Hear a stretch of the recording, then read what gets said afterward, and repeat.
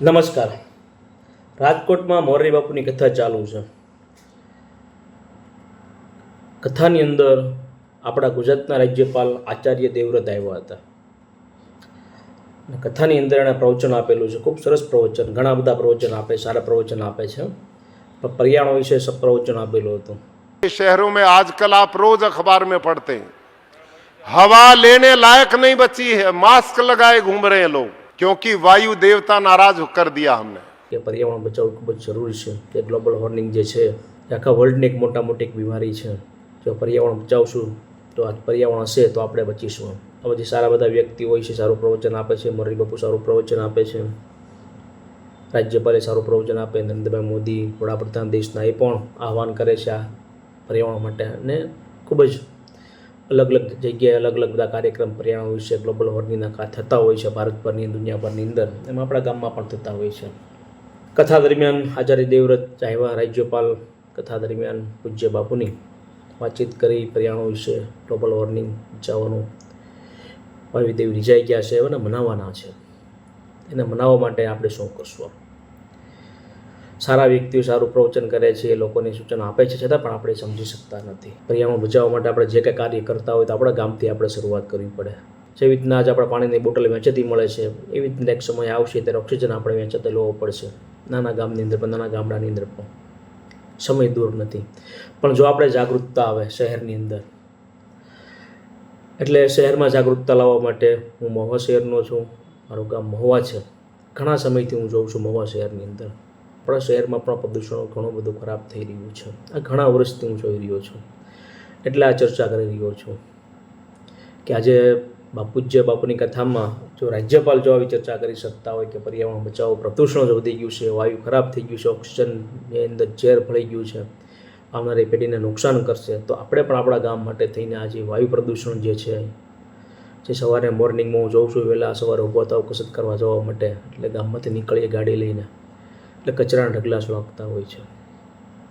ઘણા સમયથી આ કચરાના ઢગલા વર્ષોથી આ સળગી રહ્યા છે ને આ બંધ થતા નથી. વહેલા 5 વાગ્યામાં આ કચરાના ઢગલા સળગાવવાનું ચાલુ કરી દે, ફૂલ મોટા તાપ થતા હોય, મોટા ધુમાડા થતા હોય છે. અને જે પ્લાસ્ટિક જે સળગતું હોય ખૂબ જ નુકસાન કરે પ્રદૂષણ. આજુબાજુ જે લોકો સવારે મોર્નિંગમાં જતા હોય કામ પર, અથવા કોઈ કસરત કરવા જતા હોય, મોર્નિંગ વોક કરતા હોય, તો એ લોકોને ખૂબ જ શ્વાસમાં તકલીફ પડે છે. આ સવારના પોરમાં વર્ષોથી જોઉં છું કે આ કચરાના ઢગલા સળગાવી દેવામાં આવે છે. વાસી તળાવથી ગાંધીનું પૂતળું, ગાંધીના પૂતળા, Meghdoot cinema, Kuberbaug garden, globe talkies, police ચોકી, આ અલગ અલગ જગ્યા ઉપર આવી રીતના કચરાના ઢગલા સળગતા હોય, પ્લાસ્ટિકના ફૂલ મોટા ઢગલા. ત્યાંનું પ્રદૂષણ થાય છે, જે વાયુ નીકળે છે, જેનું જે વાયુ નીકળે છે કાર્બન ડાયોક્સાઇડ, તમે જો ઉપરથી ડ્રોનથી તમે જોવો ને એટલે એકદમ પથ્થર જામી ગયેલું હોય, ઘુમ્મસ કરીને. આપણે જે ઘુમ્મસ જોઈએ છે ને, આપણે લાગે ઘુમ્મસ છે શિયાળાનો, પણ ઘુમ્મસ ન હોય. જે કચરો જે ભેળો હોય ને પ્લાસ્ટિકનો, એનું આખું પ્રદૂષણ થઈ જાય છે, આખું વાયુ બની જાય છે, ઝેર બની જાય છે. એ ઝેર આખો દિવસ લોકોના શ્વાસમાં આવે છે, ઓક્સિજન રૂપે લે છે, લોકોને નુકસાન થાય છે. આપણે બહુ આગળ તો વિચાર ન કરી શકાય, દિલ્હીનો વિચાર તો ન કરી શકાય, વર્લ્ડનો વિચાર તો ન કરી શકાય, પણ આપણા શહેરથી જો કદાચ ગ્લોબલ વોર્મિંગ, જે પર્યાવરણ બચાવવાનું જો આપણે કામ કરીએ, જો આને આપણે સમયસર અટકાવી શકીએ તો આવનારા સમયની અંદર ઘણા બધા જે રોગો થઈ રહ્યા છે લોકોને, જે શ્વાસના બીમારીના, એ અટકી શકે. બાકી આંકડો છે જ તે 22 લાખ લોકો આ બધા વાયુ પ્રદૂષણથી લોકોનું મૃત્યુ થઈ રહ્યું છે.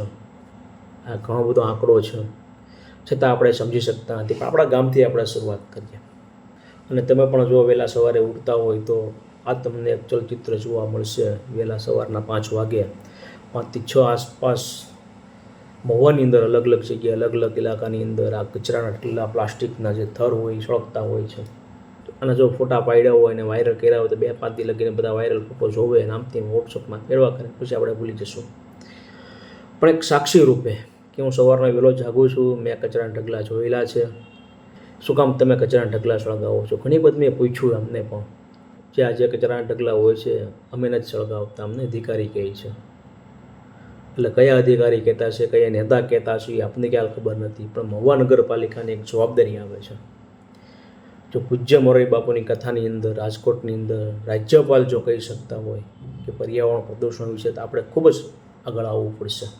એક મોટી ગ્લોબલ વોર્મિંગ જે બીમારી જે છે એમાં આપણે જકડાઈ જઈશું મહુવાની અંદર. આપણે હું ઘણા સમયથી જોઉં છું કે મહુવાની અંદર પ્લાસ્ટિકના ઢગલા જે સળગી રહ્યા છે, રોજ કચરાના ઢગલા સળગાવે છે, કે નગરપાલિકા દ્વારા જે કોઈ કાઉન્સિલર હોય, જે કોઈ નેતાઓ હોય અથવા કોઈ અધિકારી જે કાંઈ હોય, પ્લીઝ મારી એક અપીલ છે, નિવેદન છે, જે મોર્નિંગમાં વહેલી સવારમાં જે સફાઈ કામદાર જે હોય છે, જ્યારે કચરાના ઢગલા એ લોકો ભેગા કરતા હોય છે સળગાવવાનું, એને બંધ કરાવો. એ કચરાના ઢગલા જે સફાઈ કામદારો જે ભેગા કરે છે એ કચરાના ઢગલાને ત્યાં સુધી એને વાહનની વ્યવસ્થા કરી આપો.